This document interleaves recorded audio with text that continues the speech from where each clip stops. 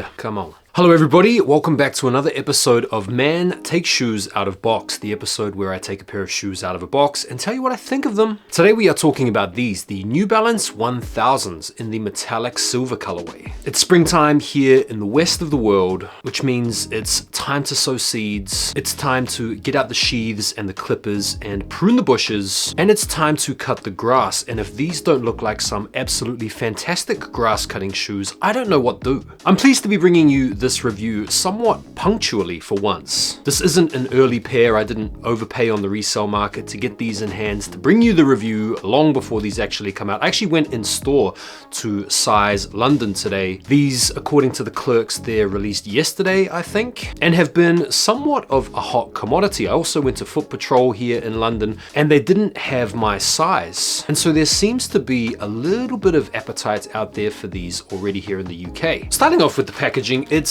nothing spectacular. It is the classic grey New Balance box. Apart from the corners being very sharp and the lines being very straight and the proportions being what you would tend to expect, there's nothing overly exciting about the packaging. Before we get into the guts of the shoes, let me just give you a quick little bit of background on the New Balance 1000s. This is a model that came out back in 1999. You can see them featuring here in this commercial from 1999, an advertisement for New Balance running. New Balance over the past few years have done a really good job at resurrecting shoes out of the archives and bringing them in an updated fashion to the market. I don't think it's outlandish to say that New Balance can be heavily credited with bringing about this popular metallic Y2K running trend that we are still right in the midst of. The chunky runner or the chunky dad shoe trend, I'm gonna say can be dated back to Ye and the Yeezy 700 Wave Runner. But this particular model, its silhouette, its chunkiness, its metallicness is bang on trend,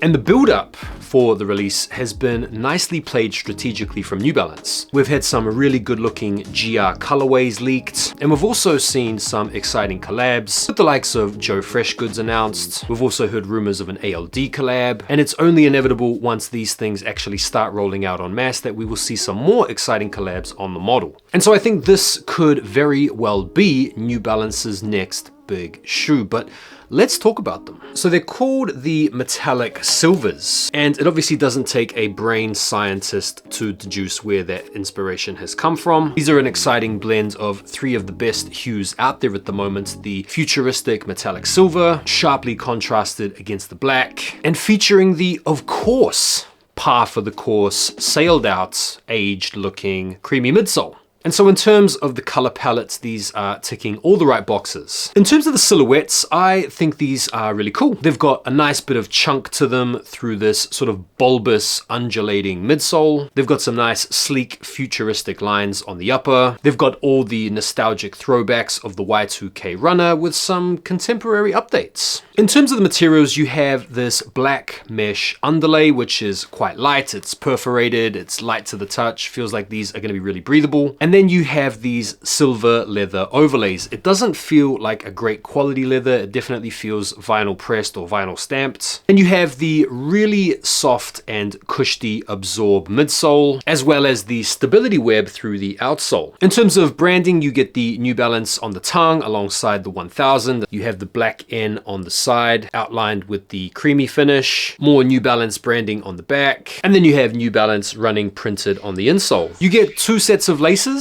They're pretty much the same color, they're just slightly different in their composition. One is slightly more ropey or twiny, and the other one is a little bit more flat and oval. In terms of the quality and the quality control, it's not the greatest. I do have a few glue stains around the joins on the midsole, a couple of frayed stitches here and there, but I think for £150, they're not too bad. And so now let's chuck them on foot and see what they look like.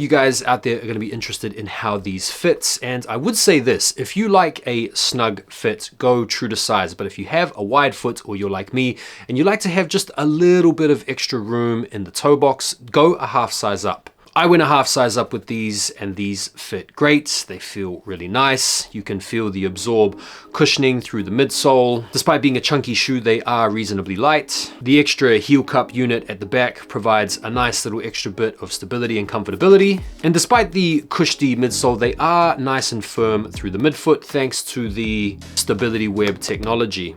And so it's a really good casual running shoe that you could use for running if you wanted to, but I feel like most people that buy these shoes are probably just gonna get them to style casually. And in terms of the styling, I think they look really cool on foot. They do give me a little bit of Air Max energy, particularly the Air Max 97 and the Air Max 95. And so I went through the trouble to dig out a pair of Air Max 97 so that you can see some of the similarities, as well as a pair of Air Max 95s. And whilst this particular colorway doesn't really show the similarities in all of their glory, some of the other colorways I've seen, like for example this white and green pair, because they have this mesh underlay that looks very similar to the fishnet underlay in the Nike Air Max 95s, as well as the lacing system, which kind of gives me the same sorts of vibes. It almost feels like these were maybe inspired a little bit somewhat by those Air Max 95s and 97s when these came out back in 1999. But suffice to say, they don't look like carbon copies. They look like they're their own shoe. And so are these New Balance's next big thing? I think so. I think at this point, New Balance have got the recipe right. Give us some really good looking GR colorways, give us a few limited edition collabs along the way, make them accessible, make the price point not ridiculous, and you're gonna be onto a winner. And I feel like these are definitely that. They look good on foot, they feel good on foot. I feel like those of you out there who are way more stylish than me can probably get off some really cool fits in these. And if you are more on my side of the fashion fence, you will put these to great use walking the dogs or mowing the lawns. And so there we go. Those are my thoughts. It is a W shoe. New Balance are at it again. I think they found a good successor to the likes of the 2002R and the 1906R. Not saying that these are going to be rinsed out to that same extent, but you never know, man. Let's see what happens. What do you guys think about these? Let me know down in the comments. And as always, thank you so much for taking the time to watch the video. Do me a favor and like it before you bounce. Your likes, comments, engagement are really appreciated on the video. And I will see you guys on the next one. Take care for now, and peace.